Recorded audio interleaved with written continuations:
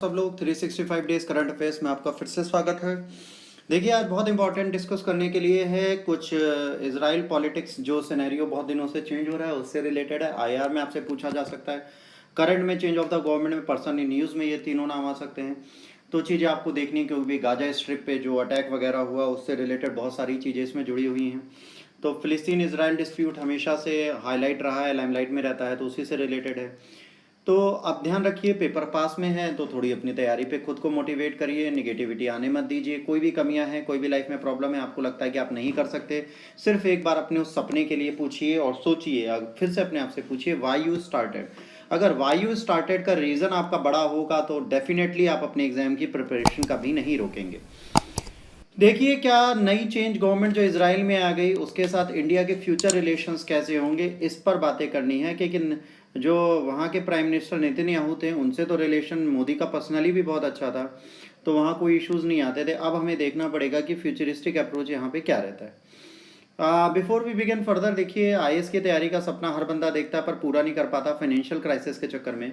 तो हम हर घर लड़की अफसर योजना लाएं। किसी भी महिला या लड़की के लिए जो आईएएस की तैयारी करना चाहती है वो हमारे यहाँ इस पैकेज में ज्वाइन कर सकती हैं। अधिक जानकारी के लिए नीचे दिए गए नंबरों पर संपर्क करें। देखिए, change a new government form में क्या है आपको पहले बता दे रहा हूँ। यहाँ पर बेटा आपको दो शख्स दिख रहे होंगे, ये दोनों आज की डेट में लाइमलाइट में हैं। पहले हैं बेनेट और दूसरे हैं याहिर लैपिड। ये राइट विंग्स के हैं, ये लेफ्टिस्ट हैं, और ये दोनों 8 पार्टीज़ के साथ साथ में आए हैं सिर्फ एक बंदे को हटाने के लिए, बेंजामिन नेतन्याहू। बेंजामिन नेतन्याहू पिछले 15 सालों से अपना शासन कर रहे हैं और बहुत सक्सेसफुली इन्होंने अपनी चीज़ें की हैं। प्राइम मिनिस्टर रह चुके हैं बहुत बार। और इनकी सबसे इम्पोर्टेंट चीज़ क्या है, ये जब भी माइनॉरिटीज़ में आते हैं तो कोलैबोरेशन एंड ऑल करके अपने आप को बचा ले जाते थे। अभी भी कोलैबोरेशन की गवर्नमेंट थी जो टूट गई, तो इनमें जो नेफ्टैली बेनेट हैं ये अब 2 साल के लिए प्राइम मिनिस्टर बनेंगे, उसके बाद याहिर लैपिड साहब बनेंगे। तो उससे रिलेटेड है। अब प्रॉब्लम क्या है, इन्होंने जो पार्टी बनाई है उसमें कोई इश्यूज़ नहीं है। फ्यूचर में इंडिया से क्या रिलेशन होगा वो तो बात की बात है, पर अभी क्या है, इसमें जो पार्टीज़ हैं उसमें इन्होंने रैम बोलते हैं, अरब इस्मालिस्ट पार्टी, अरब की जो माइनॉरिटीज़ की वहाँ पे एक इस्लामिस्ट पार्टी है वो भी इनके साथ जुड़ी हुई है। तो प्रॉब्लम ये आती है कि भाई क्या ये चीज़ें सही हैं? क्या इजराइल जब प्लेस करेगा कोई भी चीज़ करने के लिए तो क्या अरब की पार्टी उसके अगेंस्ट नहीं जाएगी? क्या उनके लिए कुछ नहीं कहेगी? जैसे अरब पार्टी ने कहा है कि भाई rather than interfering in the international relations like JNK and all, बेहतर ये होगा कि हम इजराइल के इंटरनल हीलिंग पे ध्यान दें। अब जाहिर सी बात है, ये फॉर्म जो किया है नेतन्याहू को हटाने के लिए, तो अब क्वेश्चन है कि ये जो नई गवर्नमेंट है ये बेटा कितना काम करेगी और ये क्या कर सकते हैं। नेतन्याहू को हटाने के लिए साथ में क्या चल पाएंगे? जाहिर सी बात है, नेतन्याहू 30 सीटें जीते हुए हैं, 120 सीट्स की पार्लियामेंट में, उसके बाद भी इनको अब बाहर जाना पड़ रहा है। रीज़न बहुत हैं, बहुत सीरियस चैलेंज इनको लीडरशिप में कई सालों में देखने पड़े हमेशा सेंट्रल स्टेज पे रहे हैं। इनका निकनेम मैजिशियन भी है क्योंकि ये खुद को हर एक टाइट सिचुएशन से बाहर कर लेते थे। इन्होंने 15 साल तक टोटल गवर्न किया इसराइल में और 12 साल लगातार करते रहे हैं। और जाहिर सी बात है, बहुत इंपॉर्टेंट चीज़ है, तो इसराइल की पॉलिटिक्स को इन्होंने बहुत ज़्यादा बदला है, बहुत ऊपर लाए हैं। मिस्टर बेनेट जो हैं वो भी फर्दर राइट विंग्स के ही आइडियोलॉजी को लेकर चलते हैं, बट नेतन्याहू जो थे आइडिया ऑफ टू स्टेट को लेकर चल रहे थे, है ना, इसको लेकर ये नहीं चलते। मिस्टर बेनेट कहते हैं कि भाई ऐसा कुछ नहीं है, जो इस सेटलमेंट ही होगा वेस्ट बैंक तक, और हम रिजेक्ट करते हैं सॉवरेंटी फ़िलिस्तीन के वेस्ट बैंक को भी हम एनेक्स बहुत जल्दी कर लेंगे। तो ये इस आइडियोलॉजी में लेते हैं।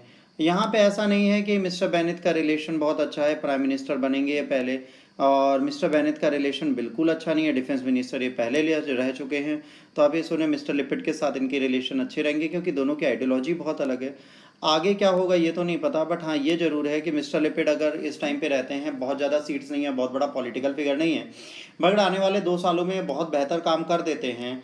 और देखिए, 2 साल के बाद मुझे नहीं लगता कि 2 साल तक इनकी सरकार चलेगी। जहाँ 8 लोग एक साथ जुड़े होते हैं वहाँ डिस्प्यूट्स आना लाजमी है।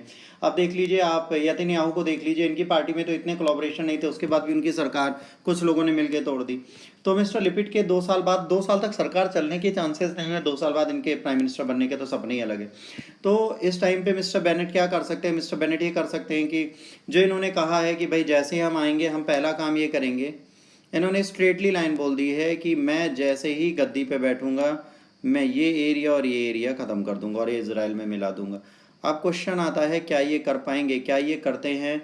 तो जो इनके राइट और लेफ्ट विंग्स और अरब अदर पार्टीज़ हैं, 7 अदर पार्टीज़ हैं, क्या वो इनका साथ देंगी? क्या वो इनसे नाराज़ नहीं होंगी? क्या ये 4 साल स्टेबल फॉर्म ऑफ गवर्नमेंट चला पाएंगे? अगर चला पाएंगे तो कैसे? क्या इन 8 की 8 पार्टियों को सेटल करना और पीसफुल रखना यहाँ पॉसिबल है? तो मेरे हिसाब से बहुत इम्पॉसिबल टास्क है, ये चीज़ें लोग नहीं कर पाएंगे। तो क्वेश्चन ये आता है कि भाई जहाँ 8 पार्टीज़ जुड़ी हुई हैं, मिस्टर लिपिड ने कहा कि वो भी सेक्रीफाइस इसीलिए कर रहे हैं ताकि वो अपने अपोनेंट को बाहर रखें, इसीलिए एंटी नेतन्याहू अलायंस यहाँ पे बना हुआ है। अब प्रॉब्लम ये है कि कोऑपरेशन जो है 8 रिलेटिव स्मॉल पार्टीज़ का है, उनकी आइडियोलॉजीज़ अलग हैं, इश्यूज़ अलग हैं, तो क्लैशिंग एजेंडा आ सकता है। फ्यूचर में लोग आपस में क्लैश कर सकते हैं, लड़ाई कर सकते हैं और चीज़ों को ख़राब कर सकते हैं। अब क्वेश्चन आता है इंडिया के साथ क्या रिलेशन है? तो नेतन्याहू का बहुत अच्छा रिलेशन प्रधानमंत्री नरेंद्र मोदी जी के साथ रहा है, और अभी जब ये इतनी सारी चीज़ें हुई तो इसराइल और फ़िलिस्तीन के फेवर और अगेंस्ट में बोलने की बात आई, तो माननीय मोदी साहब ने कि इंडिया को एब्सेंट कर दिया वहाँ पर। किसी भी कंट्री ने, हमारी कंट्री ने कोई भी फेवर और अगेंस्ट में वोट नहीं दिया, जिससे फ़िलिस्तीन और इसराइल दोनों ही नाराज़ थे। पर इसराइल को इससे फ़र्क नहीं पड़ता, वो ऑल वेदर अलाई बना था नेतन्याहू के टाइम पे इंडिया को, और इंडिया को बेहतर सपोर्ट करता था। देखिए डील्स डिफेंस वगैरह की जो है वो तो फ्यूचर में चलेंगी, बट जो ओपनली सपोर्ट है वो रहेगा नहीं रहेगा वो तो गवर्नमेंट आने के बाद बताएगी कि किस रिलेशन में है। दूसरा, इसराइल हमेशा पाकिस्तान के अगेंस्ट खड़ा रहता था, कश्मीर के लिए इंडिया को सपोर्ट करता था। 370 के मूव के बाद भी इसने हमें ही सपोर्ट किया, 35 हटाने के बाद भी इसने हमें को सपोर्ट किया। तो इसराइल हमारे लिए बहुत इंपॉर्टेंट रहा है, बहुत अच्छी चीज़ है। तो अब क्या है, अब जब वहाँ पे एक छोटी सी अरब इस्लामिस्ट पार्टी है तो वो इस चीज़ को डिनाइल नोट पे ले जाएगी और कहेगी भाई आप ये नहीं कर सकते।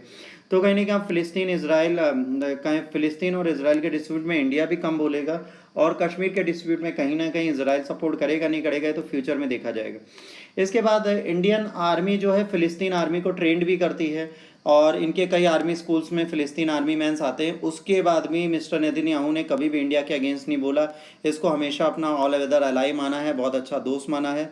तो एक पॉजिटिव साइन था इंडिया के लिए।